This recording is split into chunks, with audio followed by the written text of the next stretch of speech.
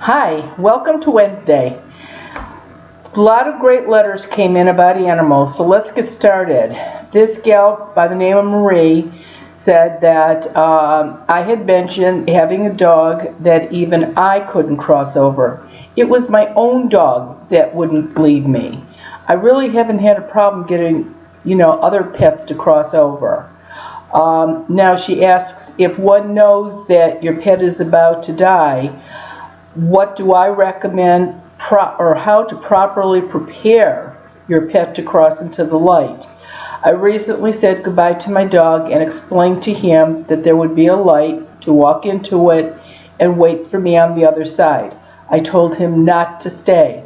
As hard as it may seem, I hope this was the right thing to do. Yes, it was. Now, whether he listened or not, who knows? You'll know yourself if you've ever had a dream of him. And some dogs are really, really smart. The dogs that I see a harder time crossing over are usually service dogs. Even after they die, they're still worried about the person that they were helping.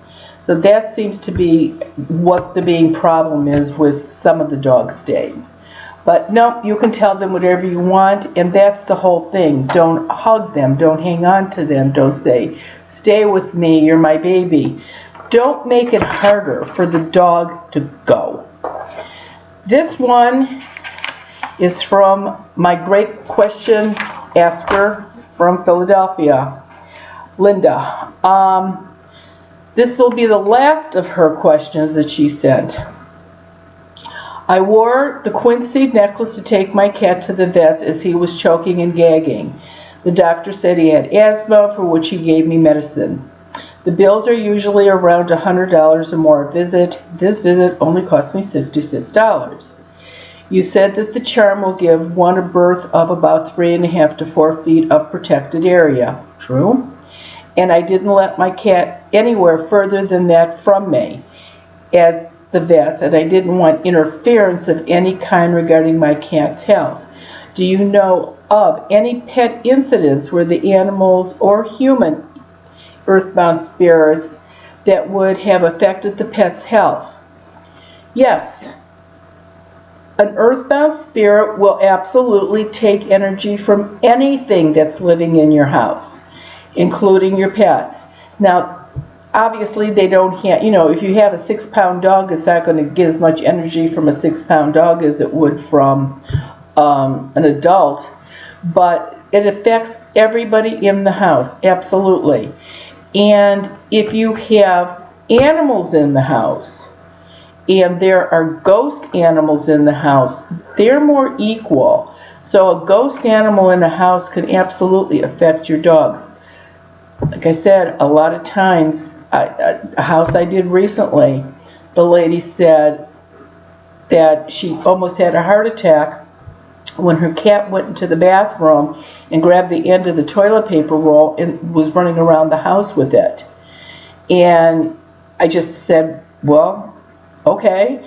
And she said, no, you don't understand. She said, 3 cats ago that I had for almost 14 years, when she died, she used to do that. She said, and this is the only cat that has ever done that like her. Believe in reincarnation? Maybe.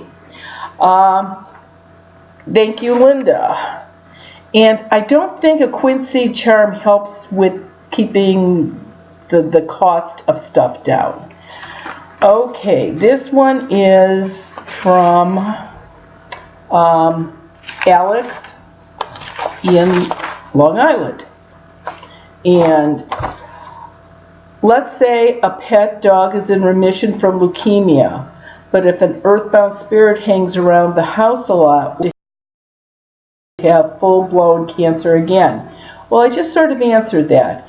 It cannot make the dog or the pet get cancer again, but it can drain their energy, or it works like humans. If you've got an earthbound spirit in the house and your dogs or your cats or your pets are on any kind of meds, it will affect that.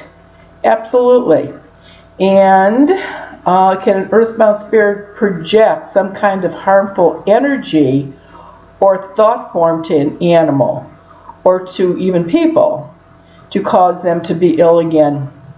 No, they really can't do that. It's just a matter of being in the same space with them and draining their energy, or specifically sticking to them like glue, which the picture I will show you later is exactly what I'm talking about. This one is from Kathy, and she said, I have heard drawers open and close in my kitchen when nobody was home but me. We have a Great Dane that doesn't like to walk through our kitchen. Sometimes she will go out the back door and walk around the house, come in the front door to go upstairs to the bedroom. We built our house so the land was a cow pasture before we built. My niece and I used to see white things move across the floor in the kitchen. I know there is something there that my Dane doesn't like. We have another Dane and we have 2 cats that don't appear to see anything. Can you please help Ethel? Well, dogs, cats are like people. Some people are aware of them, other people are not. Some animals are aware of them, other people are not. Being that it's a Dane, the one thing that I think I might question is this. A lot of big dogs do not like to walk on tile or linoleum or anything hardwood floors. They're afraid of falling. And this dog may be sensitive to that. But on the other hand, she could absolutely be seeing something. And people can be very mean to animals. If a person didn't like an animal when they're alive, they are not going to like an animal when they're dead. So you definitely, if the dog is acting that way, especially if the dog is afraid, and it's really interesting because once I clear a house and the dogs or the cats in the house or the pets were aware of an earthbound spirit in the house, seriously, after the house is cleared, they'll still walk up to a room and poke their head in and look around to make sure that it isn't there anymore. And it can take a good 2 to 3 weeks before your pet realizes that the house is clear and that nobody is there anymore. You know, in this case, I certainly would smudge. It may make her feel better. And that's pretty much all I can tell you. Without a phone call from the house, I would have no way of knowing if there is a spirit in the house or not. But seeing that you're hearing noises and everything, I'm going to guess that there is. This one is from Julie and Ned. My husband and I need your help. We seem to have pets here that are stuck. We're not sure if they're ours or not. We lost 2 dogs within the past few years, one big, one small, both white. We've seen white and also a brown cat, I think. They tried to play when we play with our 2 cats. I've seen our big girl through a camera lens for an instant, sitting and watching me. Our cats get scared sometimes and will give chase. Other times they won't. I want to cross them over. I don't want them stuck here, whether they're ours or not. I've said prayers, but it doesn't help. I've asked family who have passed, but that doesn't help either. We still want to help them. What should we do? Again, you know, it's really, really hard. If you dream of any of your relatives or friends that have died, that might be something that you could consider. Remember I told you how you can talk to people in your dreams. Well, if you're dreaming of grandma, or you're dreaming of grandpa, or you're dreaming of a friend that has died, you know, in the dream say, listen, do you see Snoopy around, or do you see Kitty around someplace? Can you take them with you when you go? What do you have to lose? Absolutely nothing. And it makes me sad when animals are stuck, because it's, like I've said before, we've moved 4 times, and I really worried about Major, if he was going to cross over or not. A lady called me up, and she had an earthbound spirit in her house. So I go out, and we're sitting in the dining room, and we can see into the kitchen. And she did have a couple ghosts in the house, and she also had a spirit of a pretty nice looking Akita. And I said to her, did you have an Akita, or did somebody live here that had an Akita? She goes, yeah, our Akita died. And I said, how long ago? She said, about 4 years ago. I said, okay. I said, this is pretty interesting because anybody that has pets, especially dogs, when somebody comes to your front door, you're there opening the door and the pet is usually standing behind, barking or wagging their tail or greeting or growling, whatever the case may be. But this Akita never came up to the front door when she let me in. So, and I could see it sitting in the kitchen. And I thought, all right. So we walked into the kitchen and the dog ran up to me and was standing next to me. And then we went and sat in the dining room. And the Akita never followed. Now, I've already had ghost dogs come over and just park themselves right next to me or fall asleep on my feet. Actually, their live ones do too. But, so I finally said to her when it was time to leave, I says, I don't understand something. I said, I think her name was Duchess. I says, Duchess never came up to the door when I came in. I said, when I walked into the kitchen, she walked up to me. I says, but here I am. I said, 4 feet away from the entrance to your kitchen. And she's just standing there or groaning and sitting down or, laying back down. I said, I don't understand why she won't come here. And the woman just stared at me and I said, why won't she come? She said, because she wasn't allowed to do that when she was alive. She said she was allowed to go into the kitchen and down to the basement. And she said, but she was not allowed to go to the front door, into the living room, dining room. She said we had gates up everywhere. And she could go in and out to the outside from the patio door. And I just had to laugh. This is a perfect example of people are the same personalities when they're alive as they are when they're dead. Obviously, so are dogs. And the dog thought that it could never go into the living room or the dining room, and it still didn't, even though it actually could.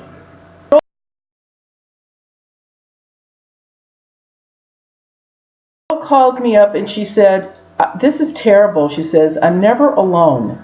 She says, I always feel like something is with me. She says, and I've got a dog that's a beagle, or sort of a beagle type mix, a pretty big dog. She said, and this dog will not leave my side.